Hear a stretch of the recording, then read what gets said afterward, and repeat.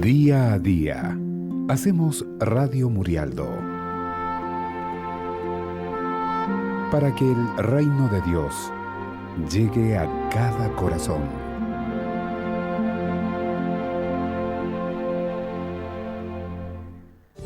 Vale la pena vivir por la risa de un niño. Vale la pena nacer por gozar de un cariño. Buenos días, querida audiencia. Feliz martes con esta lluviecita que bueno, por ahí puede molestar un poco, pero también está bueno. Necesitamos un poco de agua para bajar todas las cosas que andan dando vuelta por ahí. Estamos acá en Hablemos de Derecho y Familia, Diana Gurria a cargo de la conducción.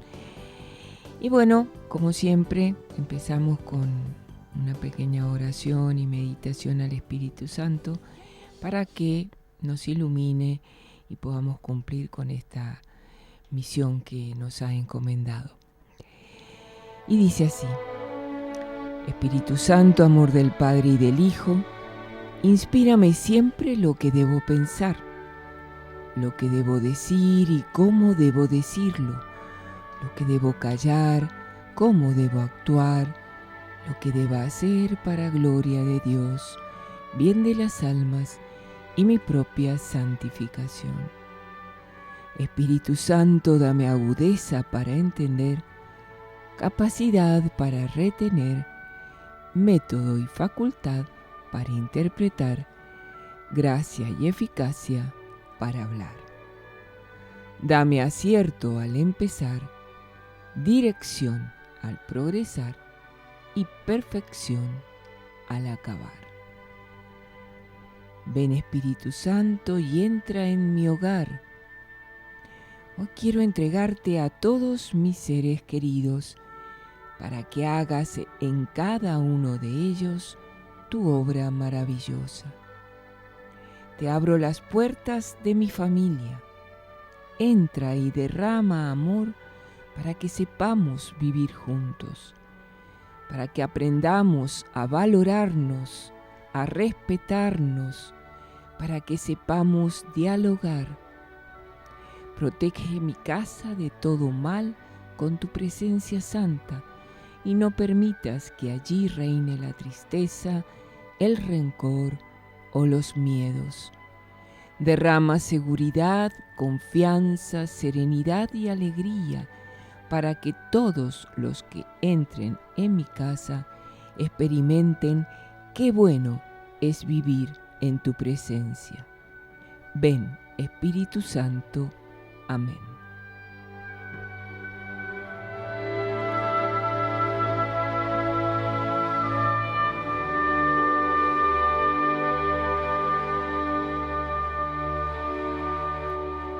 Bueno, hoy tengo acá a esta querida colaboradora que estaba siempre ahí al pie del cañón, la doctora Marcela Pascual. Hola Marcela, ¿cómo estás? Hola, buen día, ¿cómo están? Siempre a gusto de venir a verlas. Bueno, y hoy vamos a tratar justamente el tema de la responsabilidad parental y qué significa hoy, en este siglo que estamos viviendo, esto de la responsabilidad parental.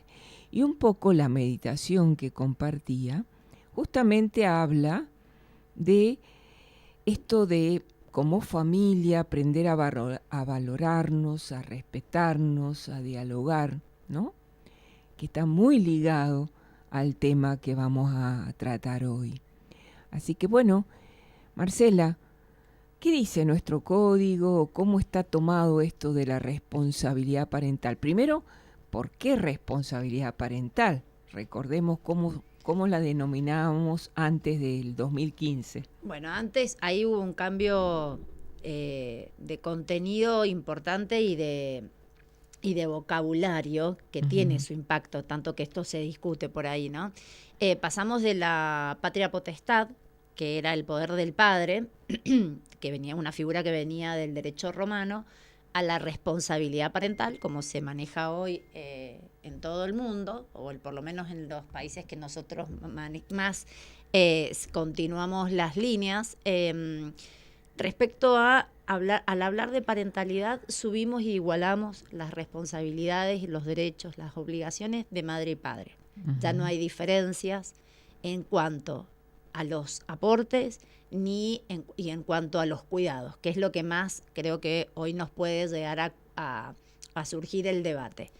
La responsabilidad parental, la ley dice que son los derechos y obligaciones que le corresponden a ambos progenitores, no hace distinciones, respecto de su hijo menor de edad y que no esté emancipado.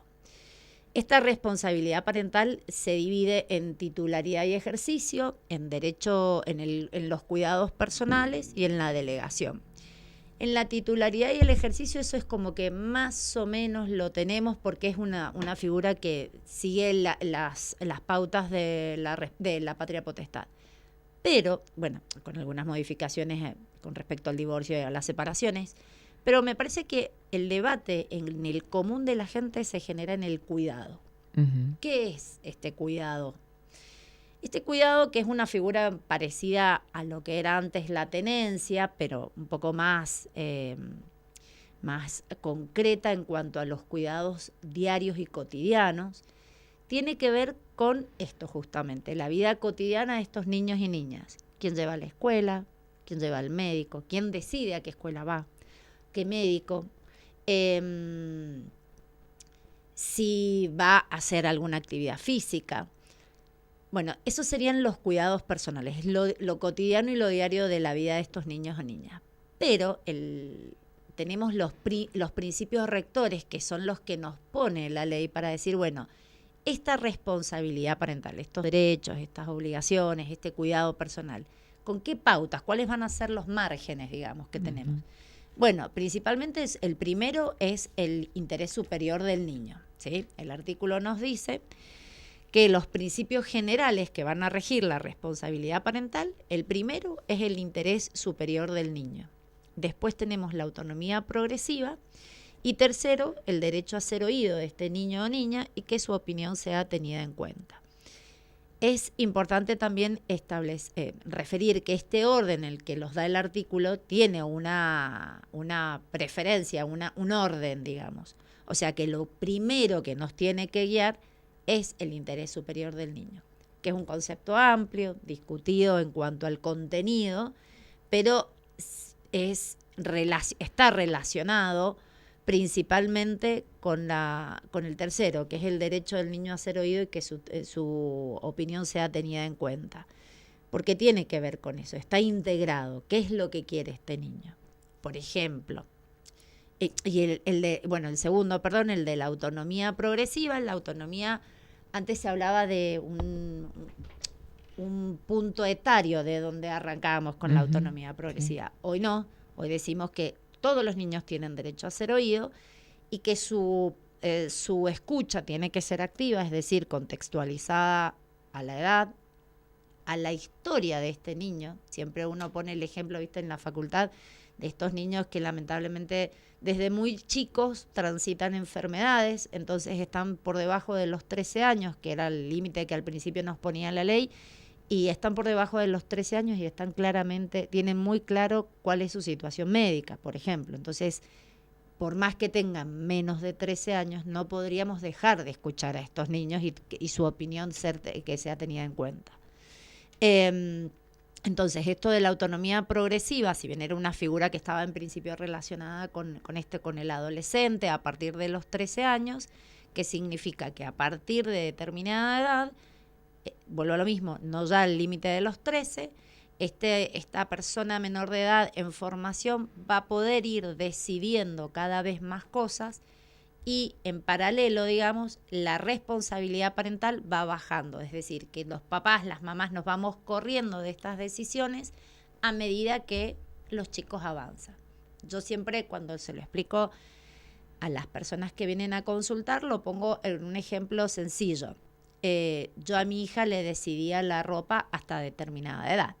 A medida que ella fue creciendo, fue decidiendo sus gustos. Entonces, mi intervención fue corriéndose, acompañándola, escuchándola, que tenía que tener una prenda de abrigo, por más que fuera de su gusto, con ciertas condiciones, pero uno acompaña ese avance, que es el camino a que sea una persona mayor de edad y que pueda decidir sobre todas los aspectos de su vida. Entonces, volviendo a los principios, es el interés superior del niño, la autonomía progresiva y el derecho a ser oído y que su opinión sea tenida en cuenta. Cuando uno piensa en esto, lo primero que se le vienen son las discusiones con respecto a la escuela, por ejemplo. Cuando uno de los dos progenitores decide cambiar de escuela o decide cambiar de médico o cualquier prestación que estaba recibiendo el niño. La ley prevé esas situaciones. La ley también considera que si la mamá y el papá, si ambos progenitores están juntos, se presume que la decisión de uno cuenta con el acuerdo del otro. Salvo en determinados casos que la ley nos dice en esto tiene que ser expresa de los dos. Exacto. Que ahí vamos a ir a verlos, que son del 645. Uh-huh. La otra opción es que esta pareja parental no conviva y entonces arranca del mismo principio. Las decisiones que tome uno se consideran que cuentan con el acuerdo del otro, salvo que haya una expresa oposición. Esa oposición, vamos a entrar también en la discusión, porque son aspectos que no están muy, muy, muy claros y definidos. Es la oposición ante quién, ante el tercero, la escuela, o ante el progenitor que está tomando la decisión. También hay que prever, la ley prevé que en estos casos de desacuerdo y de oposición manifiesta, si no vuelven a ponerse de acuerdo, quien decide en última instancia es el juez o la jueza de familia. Que acá siempre la ley, hoy cuando repasaba el artículo, digo, siempre todo el proceso de familia tiende a que las partes lleguen al acuerdo, entendiendo que la familia es la que está en mejores condiciones de resolver y sobre todo la pareja parental respecto del niño o niña. Lo primero que prevé el artículo en el caso de desacuerdo es una audiencia para escuchar a las partes. Esto que siempre hablamos, Adriana, de decir estas posibilidades que también prevé el Código Procesal de audiencias y de audiencias, porque entiende que la única forma es escuchándonos y con la intervención de una autoridad que por ahí nos ayude a reflexionar y encontrar entre las partes lo mejor para ese niño o niña. Estábamos en los desacuerdos, entonces, en la posibilidad ante quién deberían plantearse. Ante la mayoría de la jurisprudencia entiende que es hacia la oposición tiene que estar manifiesta al tercero, a la escuela, decirle no estoy de acuerdo con eso. ¿Y qué hace la escuela? Ese es el otro capítulo. Y después tenemos las previsiones que, por supuesto, las decisiones cuando hay un solo progenitor, ya sea porque el otro ha fallecido o porque es un hijo con un solo vínculo filial, por supuesto define el que tiene el vínculo. Y en el caso del hijo extramatrimonial va a decidir cuando este reconocimiento ha sido vía judicial, decide el primero que tenía el vínculo. Claro.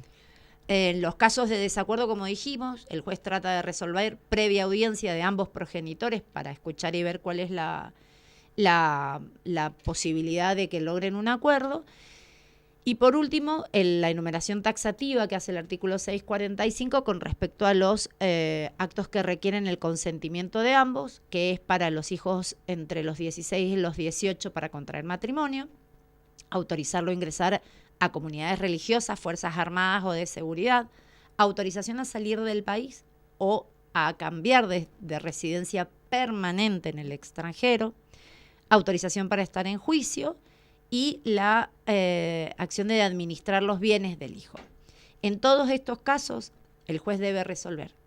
¿Cómo? Volvemos a los principios, teniendo en mira el interés familiar y siempre que estos actos involucren a hijos adolescentes, tienen que contar con el consentimiento expreso. Acá lo que te iba a decir, que es lo que generalmente vemos, y es, siempre los ejemplos nos sirven para después pensar otras circunstancias que no se nos han dado, es la típica de la autorización para salir del país, que cuando se realiza con niños con adolescentes mayores de 13 años, los chicos tienen que ir a firmar la autorización. Bien. Sí, retomando también un poco para entender por qué estos cambios, ¿no es cierto?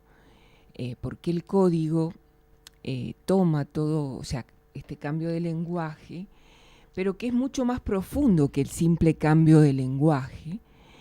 Porque, a ver, el código está atravesado por toda una forma de tomar el derecho. Recordemos que, a ver, el derecho viene a regular las situaciones de las personas, ¿no es cierto? Por eso a veces dice, bueno, el derecho llega tarde. Bueno, lo que pasa es que no puede regular antes de que sucedan las cosas. El derecho viene a regular las situaciones que se van produciendo en la sociedad, ¿no es cierto? Y conforme lo que la sociedad va requiriendo, ¿sí? Para eso los legisladores discuten, ven, presentan proyectos y después aprueban leyes, ¿sí? O sea que esta es la historia. ¿Por qué este cambio? Bueno, porque justamente se ha dado un cambio en cuanto a la democratización de la familia. ¿Qué significa esto? Bueno, justamente que todos en la familia tienen voz, deben ser escuchados. O sea, acá, ¿no es cierto?, también está el tema del rol de la mujer, ¿no es cierto?, el rol del varón, se ha cambiado, digamos, todo, o sea, hay un cambio muy grande, ya viene desde el siglo XX, ¿no es cierto?, pero ahora en este siglo que estamos transitando, donde la mujer tiene una gran participación en la vida productiva, y eso también implica que, bueno, de pronto no puede dedicarse exclusivamente al cuidado de los hijos. Entonces, bueno, tiene que esa pareja parental ponerse de acuerdo cómo va a ser la educación de esos hijos, a dónde lo van a mandar a la escuela, si va a ser jornada completa, media jornada, quién se va a ir turnando para llevar los niños, para irlos a buscar, para si hacen una actividad, como decías, ¿no es cierto?, de deporte, o bueno, justamente porque esta nueva forma de conceptualizar la familia, donde hace que ambos progenitores tengan un pie de igualdad porque tienen que colaborar entre ellos. Este el principio de la colaboración, que la ley también habla de la coparentalidad. ¿Qué es esto de la coparentalidad? Bueno, justamente lo que dice la Convención de los Derechos del Niño. El niño tiene derecho a tener contacto con ambos progenitores. No es que uno tiene, no es como antes, ¿no es cierto?, que teníamos el 206, si mal no recuerdo, que decía que los niños menores de 5 años tenían que estar con la mamá, madre, sí. ¿no? Y cuántas veces los papás decían, no, pero si yo también puedo cambiarle los pañales, le puedo dar de comer. Bueno, justamente, o sea, y nosotros vemos que los varones hoy, los varones jóvenes, ¿no es cierto?, los que forman familias, bueno, están más involucrados en la crianza de los hijos, no solo por esta situación que decimos, que a veces la mujer tiene que salir a trabajar y se tienen que estar turnando, sino porque lo quieren hacer también, porque también quieren estar presentes en la vida de sus hijos.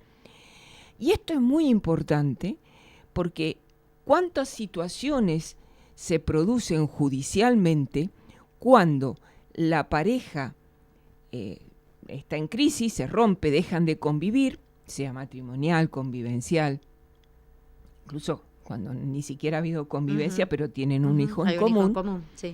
¿no? Y el hijo no es propiedad de ninguno. O sea, lo que se debe priorizar es que ese niño tenga contacto con ambos progenitores, que ambos progenitores colaboren en esa crianza. Y obviamente para poder colaborar en esa crianza, necesariamente tiene que haber un diálogo, un respeto de los adultos, una escucha de los adultos para, bueno, poder llegar a esos acuerdos internos en la familia. Sí, vos sabés que cuando hablas de esto de los varones jóvenes, yo tengo sobrinos de 30 y pico, 40 años y bueno, y la verdad que los veo mucho más activos. Esto que vos decís colaborar, yo un día le dije a uno de mis sobrinos, ay, ¿cómo colaboras? Me dijo, no, yo no colaboro, hago mi parte. Claro. Dije, bueno, bien, subidos en esto de la crianza, porque yo creo que, a ver, el código, como vos decías recién, lo que hizo fue la realidad, lo que estaba sucediendo lo ordenó, lo absorbió en el código y lo ordenó. Pero el principio, y si bien venían discusiones de igualdad y de equiparar dentro de la familia y dentro de la pareja parental, creo que la explosión ha sido este último tiempo, o la materialización de esos conceptos, creo, donde efectivamente vemos padres que están mucho más activos y que quieren participar en la crianza y se ponen porque hay cosas que las mujeres nos las han enseñado desde chiquita y el varón no, bueno, se pone a ver, hay mucho tutorial, yo veo que mis sobrinos en serio son pibes de 40 años y buscan todo el tiempo información ahí, para no ir a pedírsela a la madre, por más que conviven con la madre, pero es como a ver hasta dónde puedo, el recurso lo puedo buscar yo. Ujú.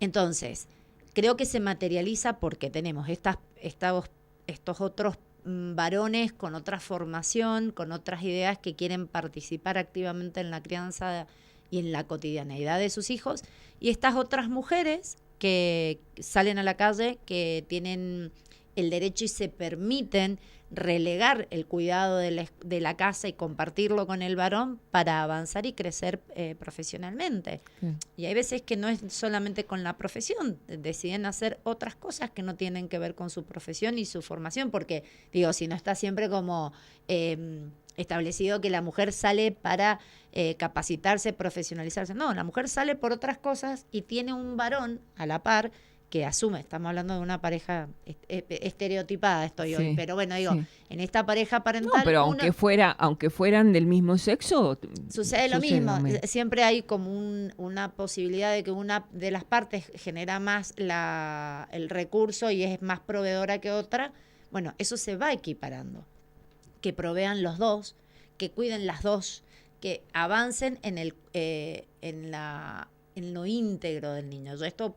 Por ahí cuando vos decías el derecho que está en la Convención de los Derechos del Niño, que el derecho del niño a ser criado por la familia y tener vínculos y relaciones con toda la familia, siempre le pregunto a las psicólogas que me digan por qué es bueno esto. Uh-huh. Y bueno, porque hace al desarrollo de esta persona. Esta personita que está en formación va a tener más recursos y va a tener una personalidad más rica si aportan todos un poco, y en la diversidad es de donde esta persona va a ir tomando para después formar su propia personalidad.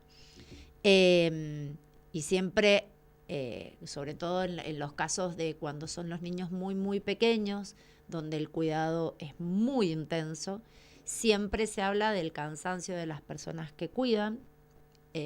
Por eso es importante que hayan dos miradas en ese cuidado, tanto para la alarma, la alerta de qué es lo que tengo que tener precaución con este niño, y también con los aportes.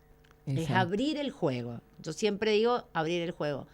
Y en lo que nos toca a las mujeres, que hemos sido preasignadas a la casa, que muchas veces cuesta muchísimo corrernos con compañeros partícipes, y no, a veces que cuesta, es animarse a permitir que el niño tenga tal vez otra crianza, otras cosas con ese otro progenitor, sobre todo cuando no conviven, que no tiene que ser al gusto del que, a mi gusto, va a ser como, siempre, o sea, digo, siempre cuidando las situaciones de riesgo, por supuesto, pero va a ser otro modelo tal vez, y lo mismo enriquece al niño, y es el derecho del niño. Por eso justamente, o sea, cuando la pareja parental, cualquiera sea los sexos, ¿no es cierto?, conviven, bueno, como que van dialogando, van viendo.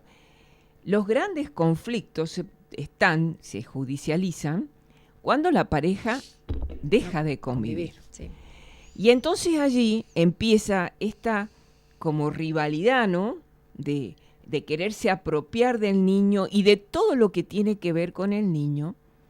Y justamente estos principios de que vos hablaste, ¿no?, esto del derecho del niño, primero el interés superior, ¿no? Pero, a ver, como vos decías, es una cosa tan abstracta y a veces se pone como interés superior un montón de cuestiones personales de cada uno. Entonces, bueno, es difícil definirlo, pero en realidad cuando se buscan definiciones, un poco tener en cuenta la realidad de ese niño, la realidad familiar, la realidad sociocultural, como para ver qué es lo que ese niño realmente necesita para lograr lo que dice el código, que dice, o sea, la ley, habla de protección, desarrollo y formación integral.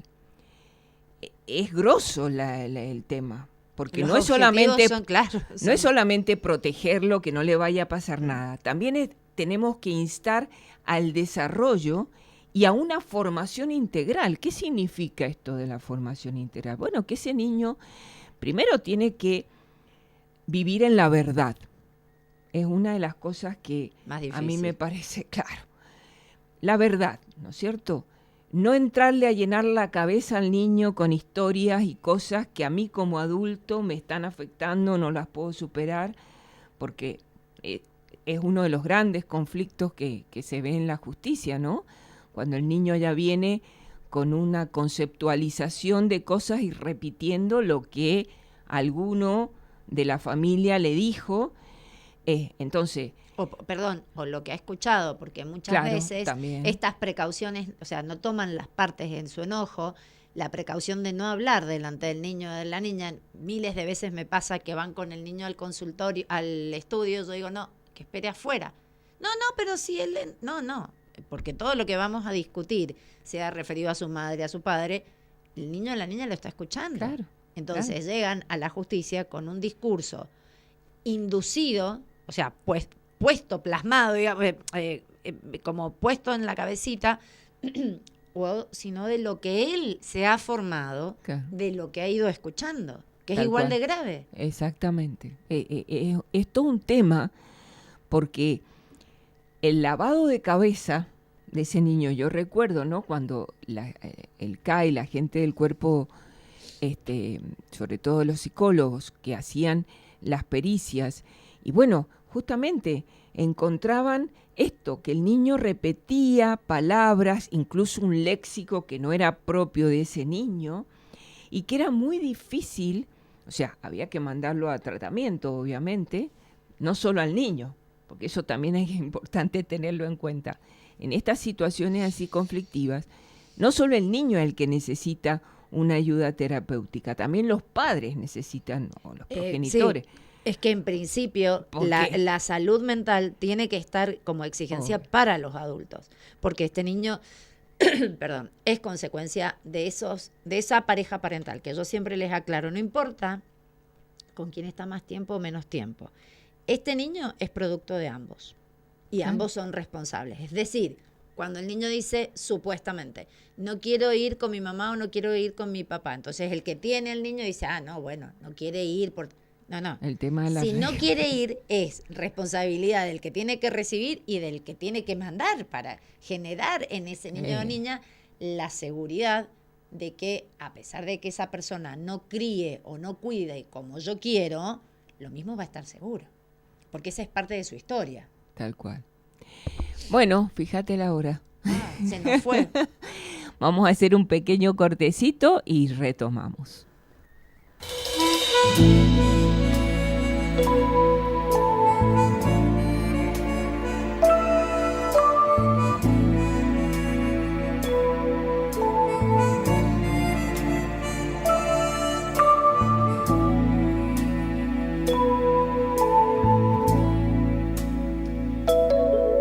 No será fácil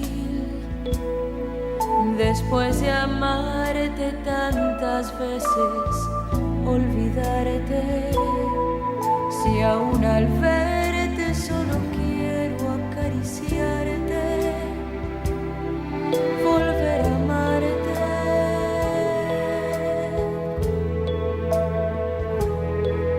No será fácil aparentar que entre tú y yo nada ha pasado, si aún las huellas de tu amor no se han borrado. No será fácil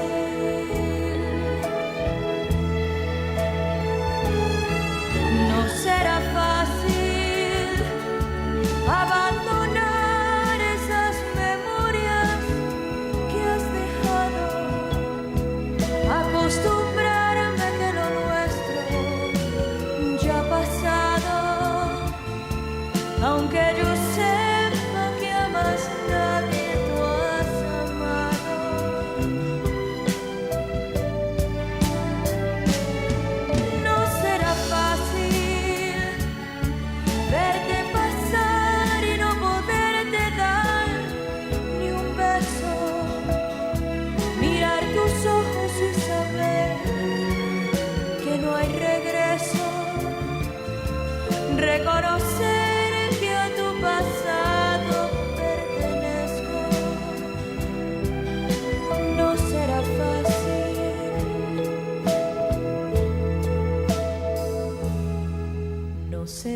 fácil.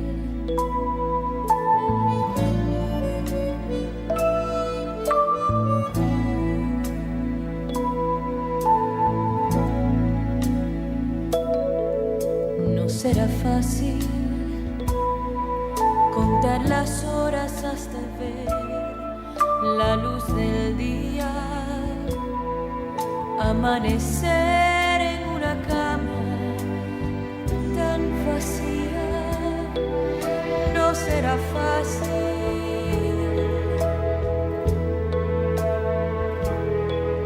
no será fácil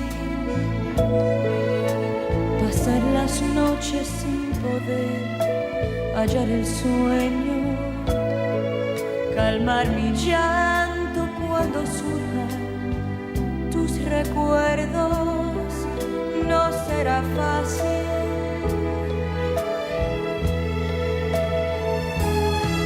no será fácil abandonar esas memorias que has dejado, acostumbrarme que lo nuestro ya ha pasado, aunque yo sepa que a más nadie tú has amado. No será fácil verte pasar y no poderte dar ni un beso, mirar tus ojos y saber que no hay regreso, reconocer que a tu pasado pertenezco. No será fácil, no será fácil.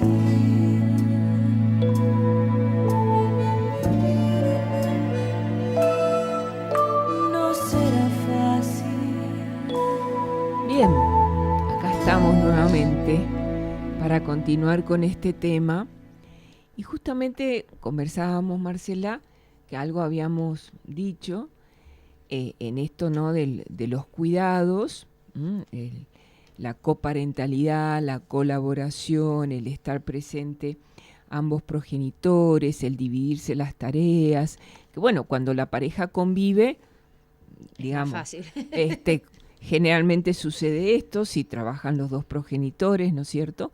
El problema es cuando dejan de convivir, bueno, ahí empiezan las historias. Pero también está el tema del régimen de comunicación, que antes hablábamos derecho de visitas, ¿no? Y que, bueno, no. Sí, la palabra visita se sí. cambió acertadamente, porque si Claro. no quedaba como que el progenitor que no convivía era una visita. Exactamente, Como un tío. y estaba, digamos, un poco marginado, digamos, Totalmente. en esto del cuidado y de Y la de las presencia. decisiones. Aparte. Sí, sí. Bien, pero bueno, con el tema del cuidado también, o sea, si bien se judicializan los temas de alimentos, que es lo que más se discute, ¿no? Y también el tema del régimen de comunicación es todo un tema que tiene mucho o sea, que se judicializa porque justamente a pesar de esta posibilidad que tenemos con la mediación, de poder hacer acuerdos, ¿no es cierto?, con la ayuda de los mediadores y demás, bueno, muchas veces es imposible. Imposible, sí. Bueno, y es todo un tema. También digo, para que se entienda, dentro de esta responsabilidad parental están previstos en 2 artículos el derecho y el deber de comunicación. Ujú. Y el deber de informar. Exactamente. El derecho y el deber de comunicación es el supuesto en el que, bueno, lo refiere al caso de que cuide uno solo, Ujú. pero en realidad lo que pretende es dar la pauta de qué es el derecho y el deber de comunicación, que es que tiene de mantener una fluida comunicación con el hijo, el que no convive, o el que no está permanentemente con ese niño o niña. Y el deber de informar es que cada uno, o sea, el deber y el derecho de comunicación es de cada uno también, de los progenitores, ¿no? Y el deber de informar es que cada progenitor debe informar al otro sobre cuestiones que tengan que ver con la educación, la salud y relativas a la persona y a los bienes de los hijos. Estos son las 2 pautas que tiene este régimen de comunicación. Y por otro lado, que es un derecho del niño, que se dice que es recíproco, lo reclama el adulto, pero el niño es el que tiene el derecho a mantener un contacto y una comunicación fluida con principalmente con la pareja parental cuando no conviven, con el otro con el que no convive o convive menos días, y con la familia extendida. Claro. Los regímenes de comunicación y de contacto es que viste que cada vez también se quiere sacar como esto del régimen D, porque es como muy rígido el régimen D. Pero bueno, es un plan de cómo se van a manejar. Claro, un plan de parentalidad, como dice el código. Claro, el plan de parentalidad que diga, bueno, con quién va a estar, quién va a llevar, quién va a traer, qué va a decidir. Sí, que como siempre yo les decía, a ver, es un piso mínimo para organizarse, porque evidentemente si llegaron al juzgado es porque no pudieron hacerlo, dialogar entre ellos y ponerse de acuerdo. Entonces estamos en una situación de conflicto. Bien, para poder ordenarnos y ordenar a ese niño también que está en el medio de eso, bueno, fijemos pautas. Después, obviamente, si la cosa va funcionando bien, después ellos libremente pueden ir cambiando eso. Lo que yo siempre les decía, el tema es que si después ustedes vuelven a tener situaciones en donde están en conflicto y quieren presentarse al tribunal con lo que ya habían tenido, bueno, los cambios que ustedes hicieron después verbalmente, que no está, eso no va a contar, porque el juez se va a atener a lo que en su momento se convino, se homologó o directamente se sacó sentencia. Entonces, pero la idea es justamente que vayan, por eso siempre yo hablo de la justicia de acompañamiento.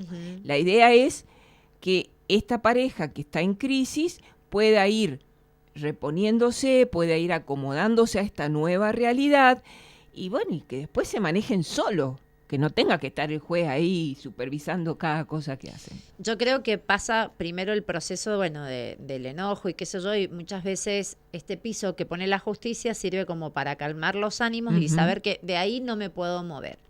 Y también van creciendo y procesando la separación, y si fueron respetuosos con este niño o niña, también va creciendo otra personita en el medio que dice, no, a fútbol quiero que me lleve tal, al cumpleaños quiero que me lleve tal, porque se empiezan a organizar. Entonces digo, si estos papás, esta pareja parental supo escuchar, bueno, si no supo va a tener que aprender, porque digo, el niño o la niña es la que empiezan a poner las pautas.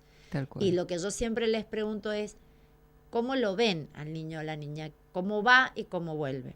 Claramente, muchas veces, cuando hay situaciones muy complejas y muy de conflicto arraigado, el niño vuelve bien y a los 5 minutos se explota en la casa, porque vuelve a estar en su lugar seguro y es donde puede manifestarse. Digo, no siempre es así, pero bueno, muchas veces sucede que dice la mamá, no, se va bien, pero cuando vuelve enojado. Y bueno, hay que ver también, claro, porque el que vuelva enojado no tiene que ver con él o la que me lo trae.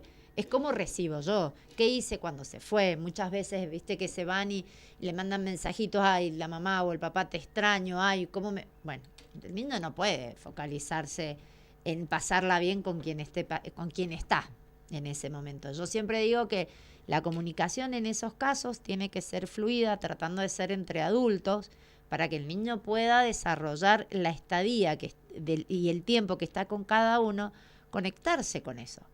Porque si tiene que estar pendiente de reportarle al otro, claro, o a la otra que estoy haciendo, el tiempo no se convierte en un tiempo productivo.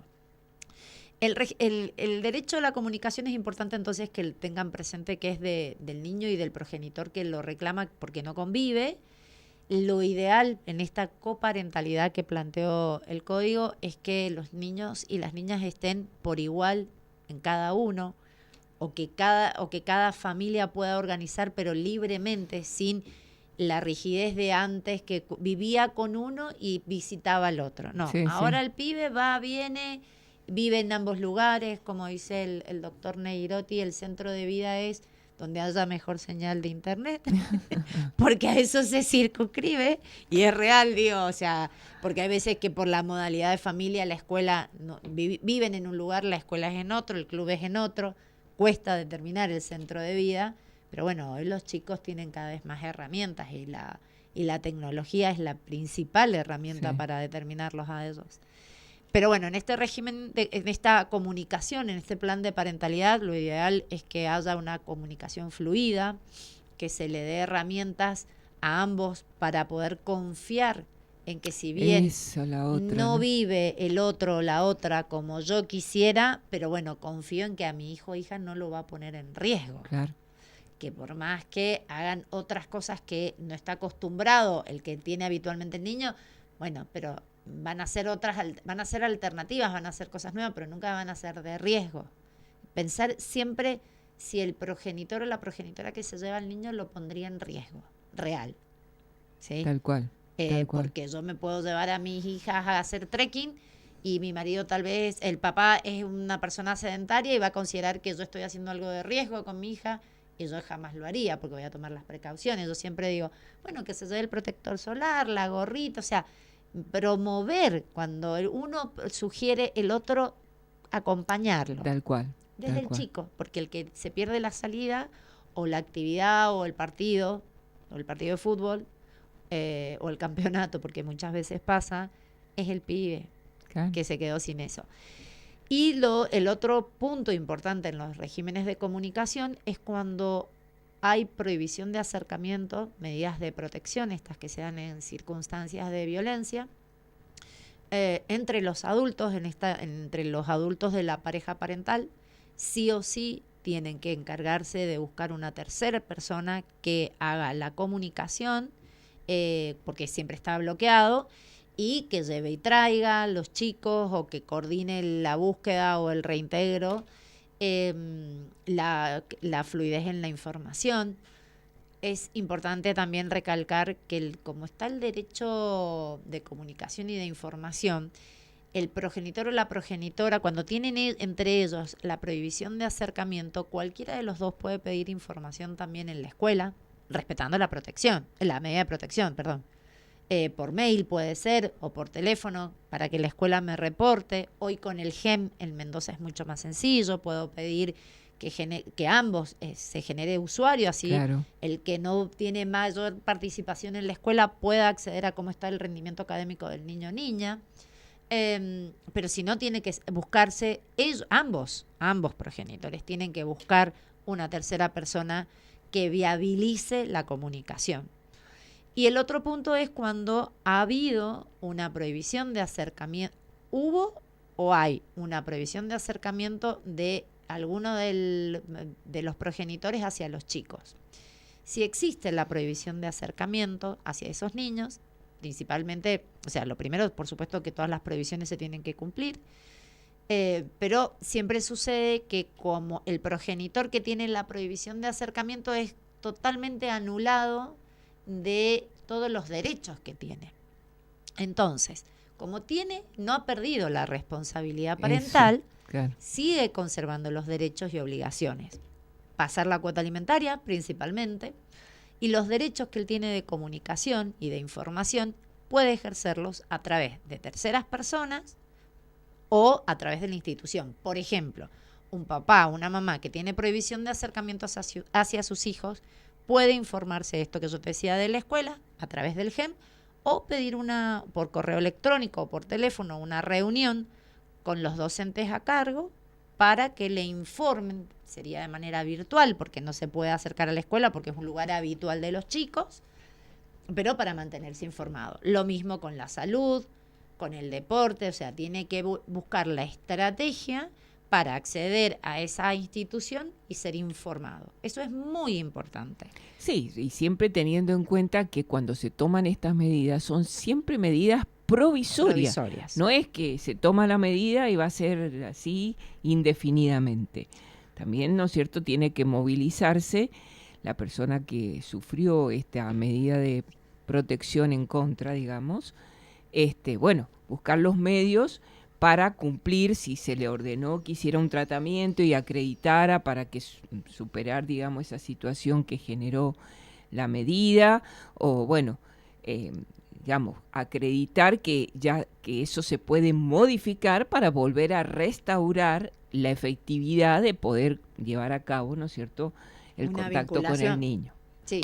Pero también conversábamos este tema de las escuelas, que vos me decías, ¿no? Que por ahí hay mucha, no sé si desconocimiento, pero a veces como que las escuelas, los directivos y los maestros están medio como que no saben qué hacer frente a esto que estamos hablando de la responsabilidad parental cuando los progenitores no conviven.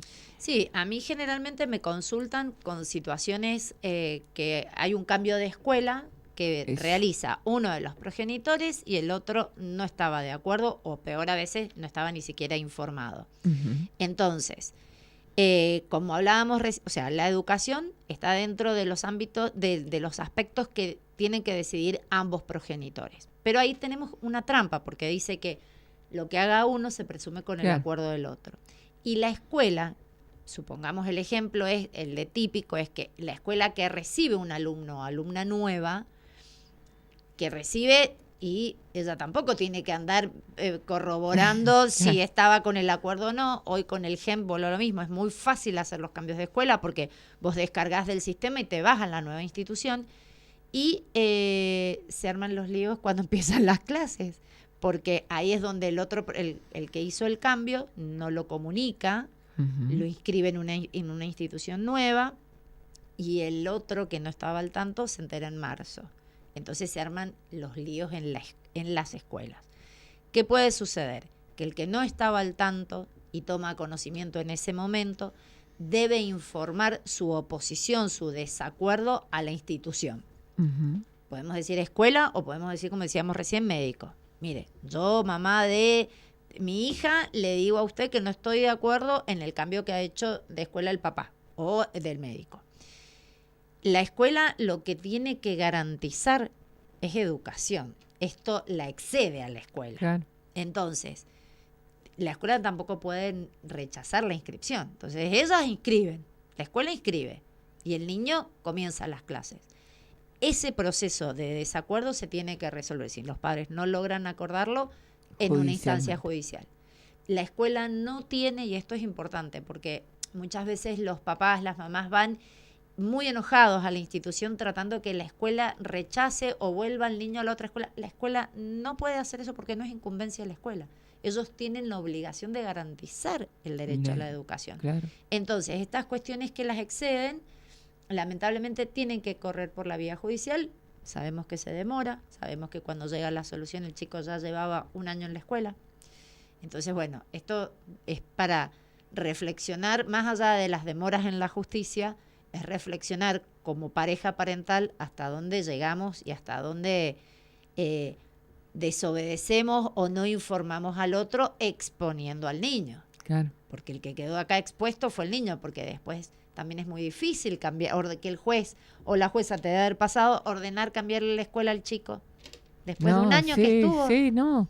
Lo saco no, y de aparte esa acá también es tan importante, recordando situaciones, es tan importante la escucha del niño, porque a veces mamá o papá lo quiere cambiar de escuela porque es mejor la escuela o porque se mudaron de domicilio. Por ejemplo, yo que trabajaba en San Martín, bueno, eran de San Martín y se mudaron a Mendoza, entonces, bueno, el padre o madre que vive en Mendoza quiere que el niño vaya a la escuela en Mendoza, pero también hay que ver el niño, capaz que ya lleva mucho tiempo en esa escuela, tiene sus amigos, sus compañeros, entonces no podemos tampoco dejarlo de lado, hay que escuchar a ese niño, porque por más que le parezca a los padres, si el niño dice yo extraño a mis compañeritos, como también a la inversa. Puede suceder que el niño quiere cambiarse de escuela porque sufre bullying, porque no tiene buena relación, por lo que fue. O por ahí veces que los mismos chicos te dicen, mira, no quiero ir a la otra escuela, es madrugar mucho, o bueno, es esto, es escucharlos. Lo importante, tenemos que hacer cierre. Ya tenemos que cerrar. Bueno, lo importante es, a pesar de todas las diferencias, hacer el gran esfuerzo de sentarse la pareja parental a discutir estos temas e intentar lograr los acuerdos. Y el derecho y el deber de comunicación y de información es muy importante que la pareja parental lo sepa, porque tiene que ver con todo lo que hace a ese niño o niña. Las prohibiciones de acercamiento, por supuesto, hay que respetarlas, pero hay que ver la forma de mantener el poder el ejercicio de estos derechos de información para saber, porque como vos dijiste, son medidas provisorias. En algún momento se van a levantar. Entonces hay que ir reparando por lo menos esa comunicación y ese vínculo. Así es. Bueno, creo que hemos dado un pantallazo genérico de esto. Rápido. Y esperamos que también haya sido claro para quienes nos han estado escuchando o viendo. Te agradezco, Marcela, siempre tu colaboración.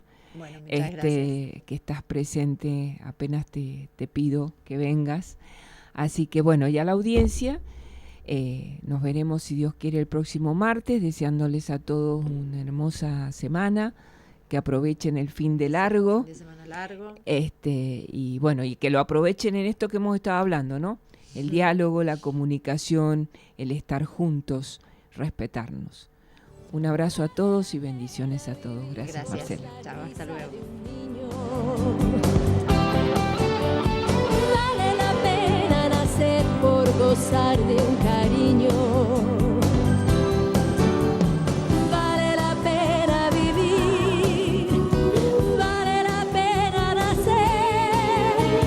Todo lo bello del mundo existe en la vida.